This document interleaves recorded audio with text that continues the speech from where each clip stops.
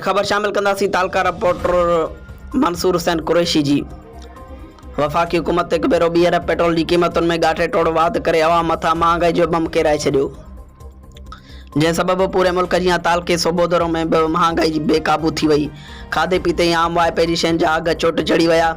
ग़रीब मिसकिन दिहाड़ीदार तबिको महांगाई जे घाणे में पीड़जण लॻो। उन मौक़े ते माण्हुनि जो चवणु हो त वफ़ाक़ी हुकूमत पारां हिकु ई महीने में मुसलसिल टियों भेरो पेट्रोल जी क़ीमतुनि में रिकॉर्ड इज़ाफ़ो करे अवाम जी चेल्हि चिॿी करे छॾी आहे। उन्हनि वधीक चयो त शहबाज़ शरीफ़ नाअहल हुकुमरान आहे, खेसि घुर्जे त वज़ीर आज़म जी सीट तां इस्तीफ़ा ॾेई या खाधे पीते जी शयुनि ते सब्सिडी ॾे त जीअं अवाम खे को रिलीफ मिली सघे।